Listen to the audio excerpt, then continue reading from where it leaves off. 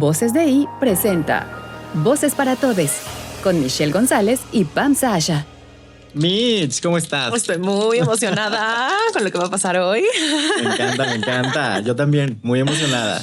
Justo cuando leí este título, Vivir con una persona con discapacidad, la primera persona que se me vino a la mente fue alguien que quiero, que admiro, que respeto, que es mi amiga, mi hermana, y que además sé que ella vivió con alguien, con un familiar con discapacidad. Okay. Y sabía que era la invitada ideal. Es una súper actriz, una gran amiga, un gran ser humano, y estoy súper emocionada de que la escuchen, que escuchen su historia y también empaparnos sobre este tema que creo que también, como todos nuestros temas, hay muchas dudas, muchos tabús. Exacto. Y debe de haber inclusión, o sea, porque también hablábamos de justo de seleccionar temas que fueran diversos y que fueran tomados en cuenta todos, así por igual. Me emociona muchísimo esta invitada del día de hoy. Creo que ya dije todo de ella, así que mejor ya hay que presentarla para irnos directo a lo bueno. Hoy está con nosotros en Voces para Todes, Paola Fernández. ¡Yay!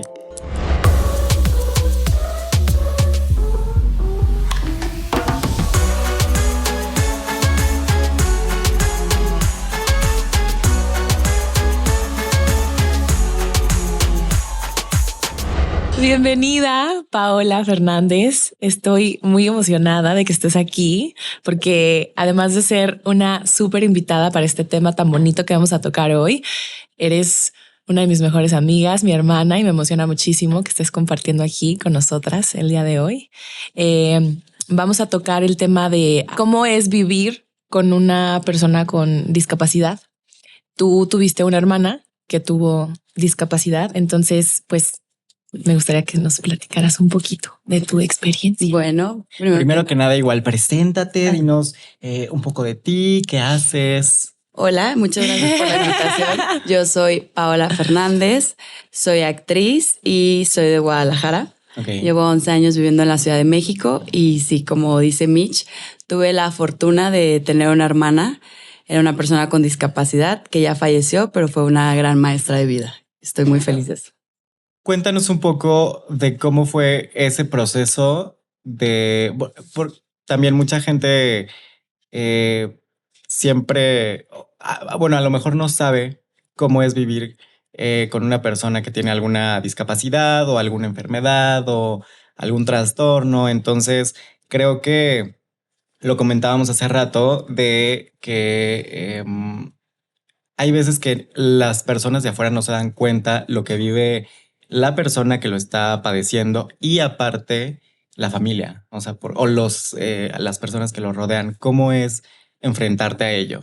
Claro que sí. Primero me gustaría empezar diciendo que el término correcto es decir personas con discapacidad. Cuando tú dices discapacitado, le quitas toda singularidad que tenga la persona. Okay. Todos tenemos alguna capacidad. O cuando dices capacidades especiales, pues todos tenemos capacidades diferentes y especiales. Entonces, la manera correcta es decir persona con discapacidad. Okay. Yo, fue muy difícil porque creo que en México todavía sigue siendo como un tabú muchas enfermedades de hablar y la gente, era muy raro porque la gente, o sea, mis amigos y así siempre decían de que la hermanita de Paola o cuchichaban, como que nadie me preguntaba, o cuando los invitaba a mi casa nadie saludaba a mi hermana, porque entiendo que no tenemos como esa educación, esa cultura de cómo acercarnos a ellos, no los juzgo, pero pues hay que empezar a tratar a la gente como nos gustaría que nos trataran y eso era muy difícil que no la saludaban, o era también muy difícil salir a lugares en Guadalajara porque en México hacen falta tantas cosas como rampas, elevadores, pero pues fue un gran aprendizaje estar con ella. Yo tengo una pregunta porque sé que hiciste un personaje en el proyecto de La Doña, que además sé que fue un personaje muy importante para ti porque fue tu primer protagónico juvenil. Entonces, ¿cómo fue ese proceso de interpretar a Noelia, el personaje que hacías en La Doña, que además ella en la historia perdía a su hermana? Sí, fue muy raro. Yo creo que fue un regalo de mi hermana. Justo mi hermana fallece en diciembre y esta oportunidad me llega en enero. Entonces fue luego. Mi personaje era de una chica que pierde a su hermana y entonces fue toda una catarsis. Grabé durante 6 meses y ahí fui haciendo mi duelo. Entonces, yo no sé si las escenas salieron bien o mal. Lo que yo sí sé es que todo fue de corazón, porque era una escena fue fuertísima que yo me decía el director, tienes que pegarle al piso y decir, ¿por qué? ¿Por qué te moriste, hermana? Entonces todo fue súper de corazón y yo lo sentí como un regalo de mi hermana para no caerme ante su pérdida. Oye, y para la gente que está un poco preguntándose, ¿crees podernos compartir un poco de la historia de tu hermana? Sí, claro. Ok, Mi hermana, ¿Cómo se llamaba? mi hermana se llamaba Jimena. ok. Falleció hace 3 años, se va a cumplir en diciembre, y ella fue el primer caso en México con una enfermedad que se llama hipomelanosis de hito. Esa enfermedad sí existe, pero el caso de ella fue más severo porque el oxígeno no le subió al cerebro por una negligencia médica de un hospital en Guadalajara. Y entonces ella ya venía mal, pero vino peor por esos minutos que no le subían el oxígeno al cerebro. Y entonces ella se convulsionaba, era muy fuerte porque ella tenía hasta 20, 30 convulsiones al día. Wow. Por cada convulsión es como si tú corrieras un maratón. Y en ese caso, en ese tiempo no se sabía nada sobre esa enfermedad. Entonces, mi hermana fue el conejillo de Indias. Gracias a ella se sabe más. Ahorita ya está todo lo del CBD, hongos y todo eso, pero en ese momento no había nada más que medicamento tras medicamento. Entonces, mi hermana le daban hasta 10 medicinas al día. Entonces, ella vivía prácticamente drogada. Entonces, eso, y le hicieron 2 operaciones, le quitaron 2 partes del cerebro. Entonces, pues era muy triste. Me hubiera gustado que vivieran este tiempo porque ya hay más cosas naturales y no alcanzo a ver eso. Pero pues qué fortuna que, o sea, yo la veo como, pues gracias a ella, muchos niños, o sea, gracias a que pues experimentaron con ella, ahora se sabe más. Entonces creo que fue una gran maestra para la familia y para mucha gente que padece eso. Y por ejemplo, bueno, no sé, quiero entender un poquito más. O sea, ella nació con, ¿cómo? Hipomelanosis de hito. Ella nació con eso, pero no lo supieron hasta después o se fue desarrollando o cómo. No lo supimos hasta que ya como que tenía el año y no hacía como, pues no hacía lo que un bebé habitual hace, ¿no? Entonces fue raro y le empezaban a dar ataques de convulsiones. Y siento que también no sabemos mucho sobre las convulsiones, creo que ahora más, pero en ese momento era de ¿qué le está pasando? Y ya entonces la empezaron a llevar al neurólogo y así, y empezaron a hacerle muchas pruebas hasta que le diagnosticaron eso. Y por ejemplo, cuando falleció tu hermana, ¿tú cómo crees que, o sea, como que fue lo más fuerte para tu familia, para ustedes como familia? Sí. Pues creo que cuando ella falleció fue muy fuerte porque es muy fuerte perder a un ser querido. Y creo que lo más fuerte, al menos a mí, que no me dejaba dormir, sufrí insomnio durante 3 años después de que ella falleció, es las cosas que pudimos haber hecho por ella y que no hicimos.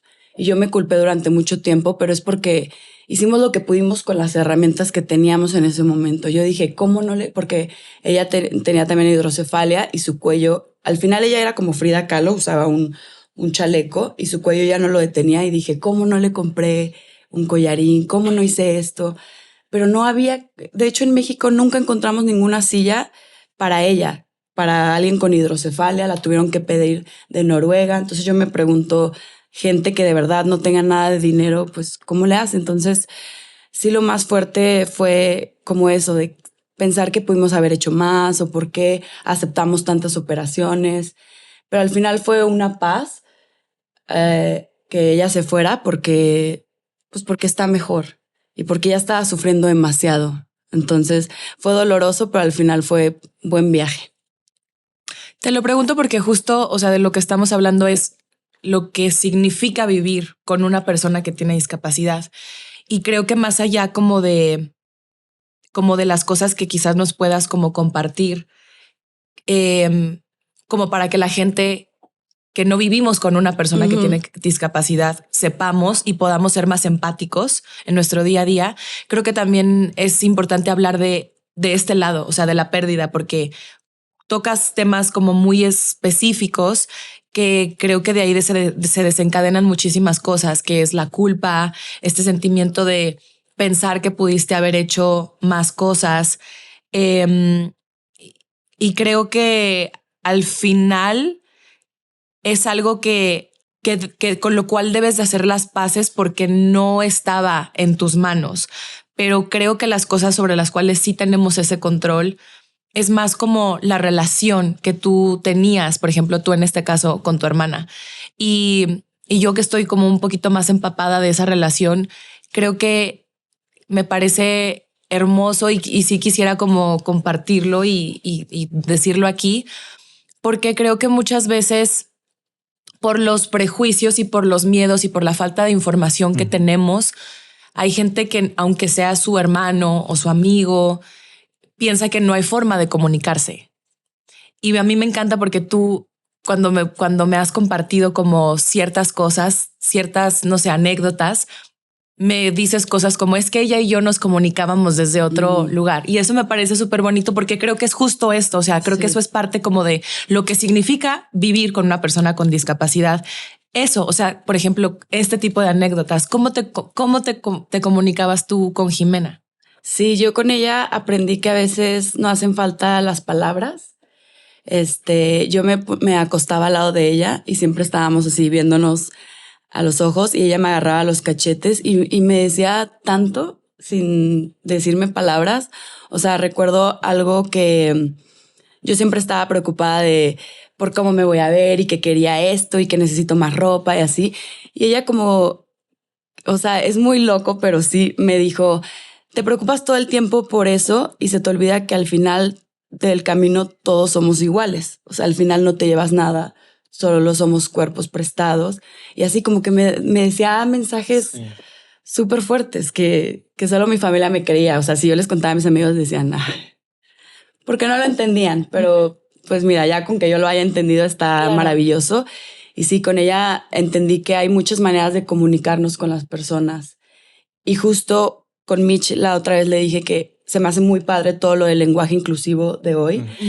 Es increíble, pero yo creo que si de verdad queremos ser incluyentes, hace falta también que aprendamos a hablar, ay, se me fue la palabra, en señas. Lenguaje de señas. Y a empezar a incluirlos más. Porque siento que la discapacidad la vemos muy lejana o pensamos que así nace la gente. Y se nos olvida que de un día para el otro nosotros podemos ser personas con discapacidad.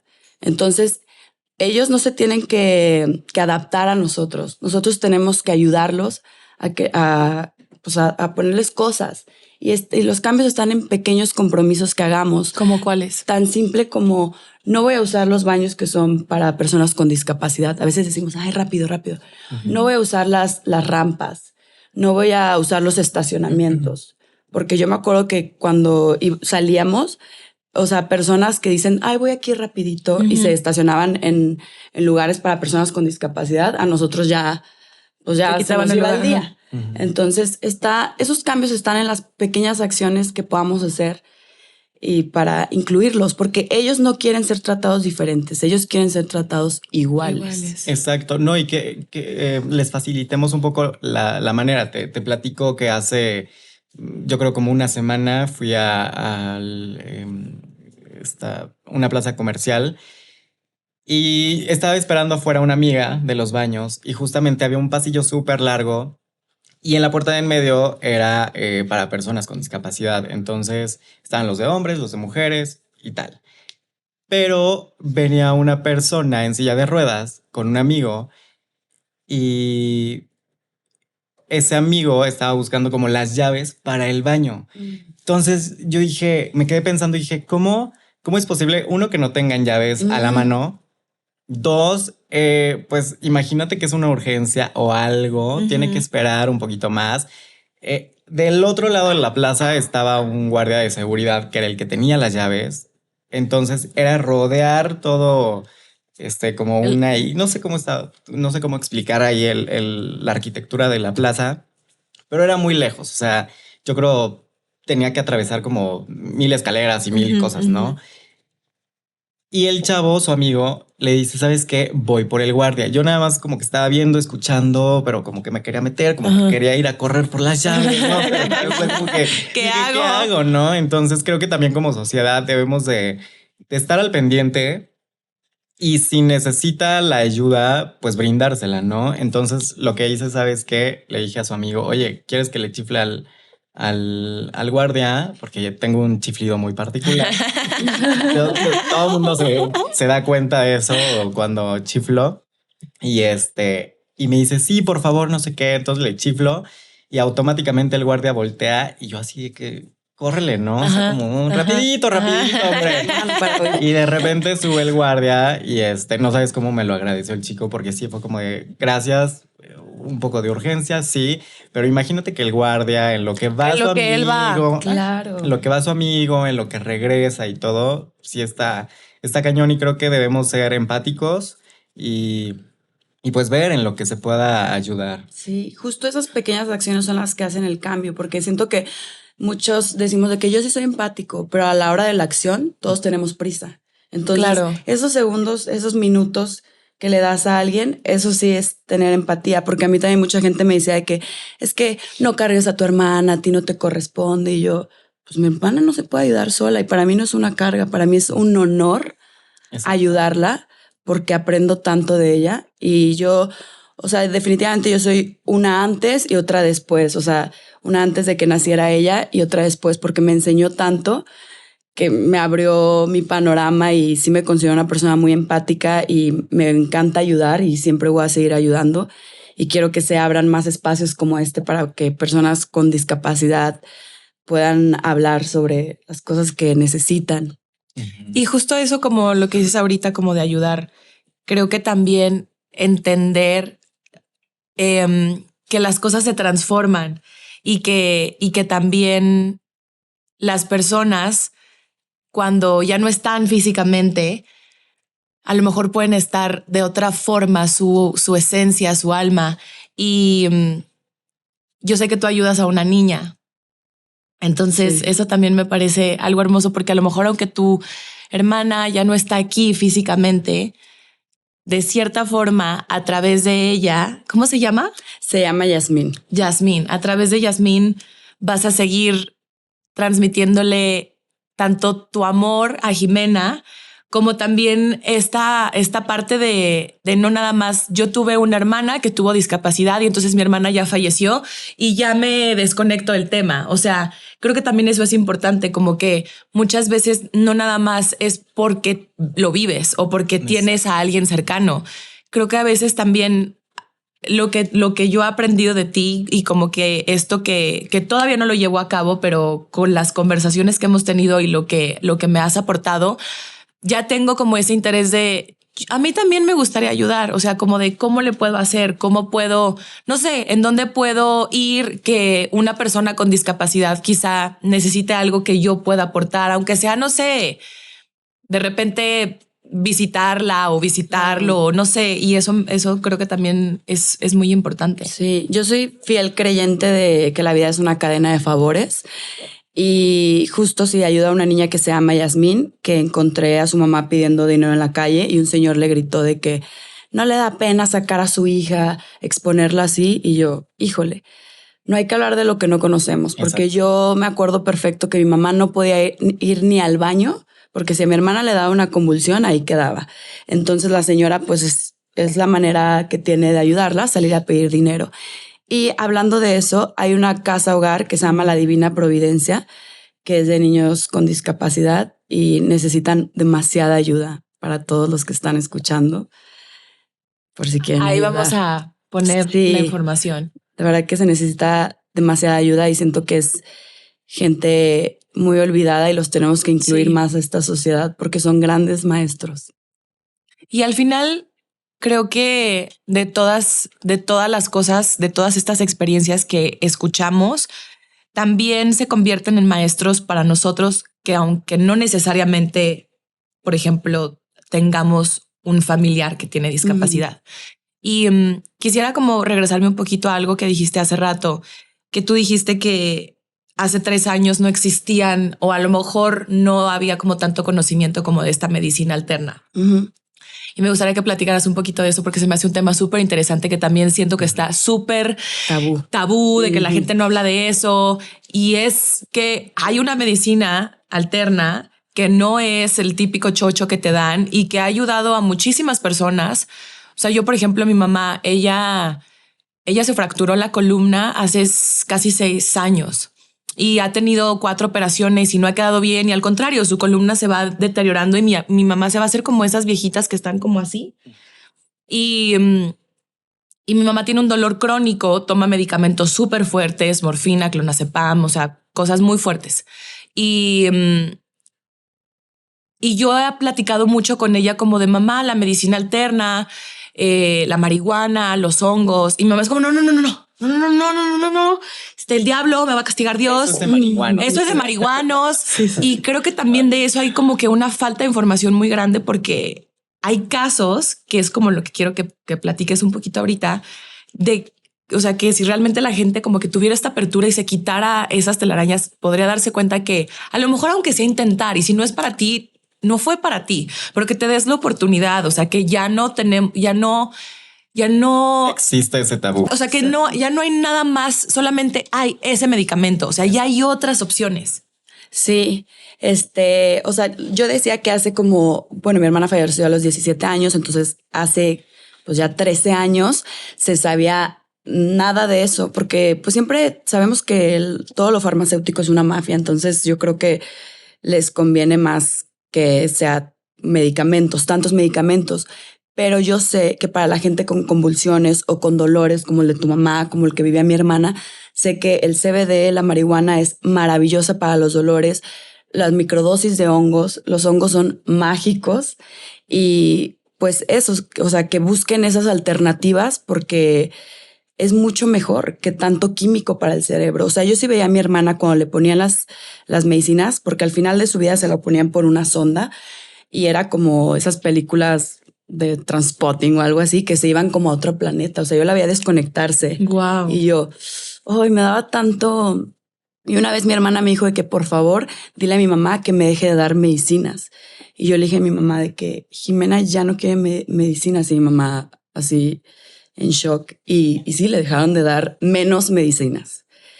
Pero sí, creo que estamos viviendo en un tiempo muy padre porque por primera vez se está hablando mucho de la salud mental. Hay más alternativas. Entonces yo diría que busquen todas las alternativas posibles antes de hacerse adicto a un medicamento, que muchos medicamentos son necesarios, sí, lo super sé, pero otros podemos cambiarlo por algo más natural. ¿Tú qué piensas que nos falta como sociedad para realmente comenzar a decir que somos una sociedad inclusiva? Sí, pues yo creo que eso, lo que decía de que creo que estaría padre que todos aprendamos a hablar con señas para que ellos también pues podamos hablar entre todos. Exacto. Ahora sí, eso sí sería muy inclusivo. Todes. Entre todes, perdón. Eso sí sería muy inclusivo. También como pues empezar a tratar a la gente como a nosotros nos gustaría ser tratados. Y aunque tú veas una persona en silla de ruedas que no habla o así, está ahí. O sea, están ahí, entienden, salúdalos, hazle plática, tómate el tiempo de voltearlo a ver a los ojos. Yo también cuando salíamos a restaurantes y mi hermana se convulsionaba, la gente nos volteaba a ver así como, bueno, Guadalajara es una ciudad hermosa, pero muy mocha. Pero nos volteaban a ver así como, de que, como, ¿por qué salen de su casa? ¿Sí saben? Entonces hay que voltear a ver a la gente con amabilidad. Todos estamos peleando cada día una lucha. Entonces, pues sí, o sea, empezar a tratar a la gente así y incluirlos. No, también se me hace interesante que en todas las novelas o cosas que vemos a personas con discapacidad siempre los ponen así como con una cobijita aquí y súper buenos. O sea, yo tengo amigos, Fernie Ruiz, Arly, que son personas con discapacidad y son grandes personas, son súper chistosas, síganlos también en sus redes. Entonces, ellos lo que más me dicen es eso, que ellos no quieren un trato diferente, quieren ser, o sea, que los incluyamos en esta sociedad. Entonces yo diría eso, empezar a comprometernos con pequeñas acciones y empezar a llevar realmente, decimos que somos empáticos, demos un momento como tú lo hiciste en el centro comercial. Así ayudar a cruzar a alguien en la calle o te ayudo en algo. Porque no les quita ni un minuto. O sea, creo que es más la labor que el tiempo que te lleva. O sea, es más bonito en el corazón también saber que hiciste algo bueno, ¿no? Y no solamente con personas con discapacidad, o sea, también, no sé, con personas de la tercera edad. O sea, hay mil formas de ayudar a esa sociedad con pequeños cambios. Sí. Que hacen la diferencia. Oye, y me quedé como, se me quedó algo muy marcado. Decías que eras antes, hay un antes y un después de Paula. Quiero que me cuentes un poquito más o menos de cómo fue eso o qué ves de diferencia. Bueno, antes yo era o sea, antes de que naciera mi hermana era como exageradamente superficial, veía mucha novela, y como que era como medio malilla. Villana. Medio villana. Con mis compañeros y así. Y fue muy raro porque en Guadalajara me metieron a una escuela. En Guadalajara mis papás se divorciaron y en ese tiempo era un tabú de que ¿cómo? Y entonces me tuvieron que meter a una escuela especiales para padres divorciados. Y en cada salón había un niño con una discapacidad. ¿Escuelas para niños de padres divorciados? Sí, hay escuelas. El nivel de muchos encanta. en ese tiempo. Y entonces por salón había una persona con discapacidad antes de que naciera mi hermana. Ahí empezó mi transformación como de tener más empatía. Ya cuando nació mi hermana, yo la veía todos los días y de verdad que, o sea, ahora que no está, a veces se me olvida y lo tengo que traer de regreso, pero es agradecer todos los días. Primeramente, estamos vivos y eso es el mejor regalo y se nos olvida agradecerlo. Sí. Segundo, podemos caminar, o sea, todas esas cosas que damos por hecho tan sencillas. Yo veía lo que mi hermana daría por algo de eso un día de su vida. Entonces, con mi hermana, de verdad, le daba el peso a los problemas. Como que antes de que, ay, no sé, no tengo el cabello así o mi pestaña. Y yo la veía y es como, no te quejes, mejor agradece lo que ya tienes. Disfruta que es mucho. Tus pestañas como están. Exacto. Siempre queremos más y más y se nos olvida que así como estamos es perfecto y hay que agradecer eso todos los días. Eso me encanta, porque siento que también es como de esas cosas que están como tan choteadas en redes sociales que qué padre que haya todo este movimiento como de amor propio y salud mental, pero de repente es como tanto bombardeo que hay cosas que van perdiendo su peso porque las ves todo el tiempo y como que todo mundo las está reposteando y entonces, pero realmente eso, o sea, el hecho de realmente sentirlo y agradecer y entender que todo es perfecto y que somos perfectos y que somos suficientes tal y como somos. Y dijiste algo hace rato de cómo la sociedad ve normalmente a la gente que tiene discapacidad. Y creo que también eso es algo muy importante en los medios de comunicación, como nada más ponerlo ahí sobre la mesa rapidito, porque si nos están presentando, nos están todo el tiempo dando contenidos donde una persona con discapacidad es de cierta forma. También tú le enseñas a la sociedad cómo cómo los tienes que tratar, pobrecita. Entonces creo que también invitar a los medios nuevamente a las cabezas, a los creativos, que a lo mejor, o sea, ¿y por qué una persona con discapacidad a lo mejor también puede ser villanita? Claro. Y no porque sea una mala persona, sino porque no todo el tiempo es, o sea, es un proceso interno muy, muy cañón. Y a lo mejor no todo el tiempo van a hacer acciones como de, o sea, son seres humanos como nosotros, que te enojas y de repente se te va la canica y aventaste el vaso y todo el mundo de que, güey, ¿por qué aventaste el vaso? Sorry, la cagué. Ay. Pero eso, o sea, que también hay una falta de representación en los medios, en las historias y también en los medios visuales hacia las personas con discapacidad. Entonces también ahí tenemos que ajustar ese chip porque también desde ese lugar le estamos enseñando a la gente cómo tratar y cómo dirigirse a las personas con discapacidad. Totalmente. Y yo siempre he creído que los medios es la mejor manera para educar a todos los sectores. Y sí, o sea, justo mi amiga Fernie Ruiz me decía que pues se le hace muy raro, como que le enfada, no sé, cuando ella sale al supermercado, a donde sea, la gente es de que, ay, Angelito, ella tiene 33 años, o sea, para ella es loquísimo que se acerquen a decirle Angelito, y justo ella me decía, porque siempre en las novelas y en todas partes ponen a alguien que para empezar no es una persona con discapacidad, es una actriz actuando a ese papel, con una cobijita aquí, y siempre así como... Pues no sé. Ajá. Y sí, justo eso. Hace falta más representación en los medios. Creo que cada vez las cosas se ponen mejor. Ya Victoria's Secret puso a una modelo con síndrome de Down. Eso me emociona. Y entonces yo sí creo en que cada vez va a ir cambiando y hacen falta más historias. Pues de eso, estaría padre ver una serie... Pues ahora sí, de verdad, con mucha inclusión de todo. De todo. Y siento que hay tantos contenidos en Estados Unidos que lo hacen. O sea, ahorita la obra de Hamlet de la Compañía de Teatro del Reino Unido, o sea, me parece, o sea, esa foto es súper fuerte. O sea, eso es literal el ejemplo de inclusión y de diversidad. Y perdón, pero la apuesta de aquí, de la obra, es como seguimos exactamente en lo mismo. Entonces, cambiémonos de lugar, empecemos a contar historias diferentes porque eso tiene un impacto en todos estos temas que estamos tocando, porque no sirve de nada tener este tipo de conversaciones si desde los cambios desde arriba, que es donde se tienen que generar, donde se puede generar, no va a pasar absolutamente nada. Gracias por compartir esto con nosotras, gracias porque sé que es algo súper personal y a mí por último me gustaría como preguntarte, porque siento que también es parte del tema de lo que significa o lo que significó vivir con una persona con discapacidad, con un familiar con discapacidad. Y también como este proceso del despedirte, porque el duelo tiene muchas facetas y obviamente todos pasamos por un duelo con un familiar, con un amigo.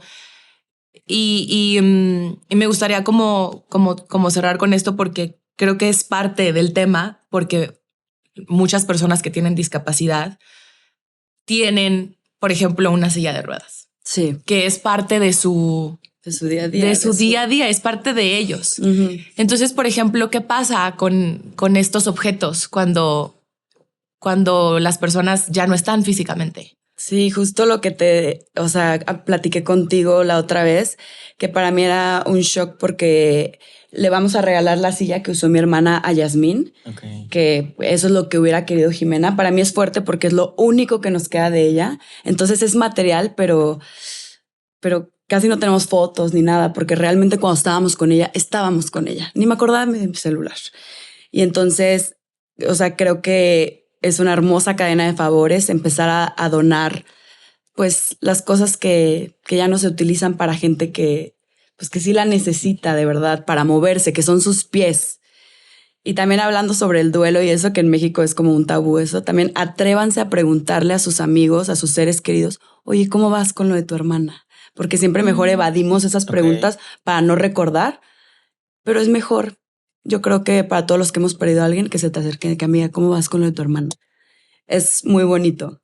Creo que también todo lo de la muerte es un tabú, pero eso ya es otro tema. Pero muchísimas gracias por esta invitación y gracias por estos espacios. No, gracias a ti. En verdad nos quedamos con un muy buen sabor de boca, porque justo no se hablan de estos temas. Queremos visibilizar todo esto. Y cualquier tema es bienvenido aquí. Y pues nada, recuerden que en la inclusión está la igualdad y en todos los colores la diversidad. Pues nada, muchísimas gracias. Gracias. Y pues nada, aquí nos vemos en otro episodio más de Voces para Todes de E-Online Latino, ahí en nuestras redes sociales. Gracias. Paola Fernández por estar con nosotros. Gracias. Y queremos muchas temporadas. Sí. Muchas más.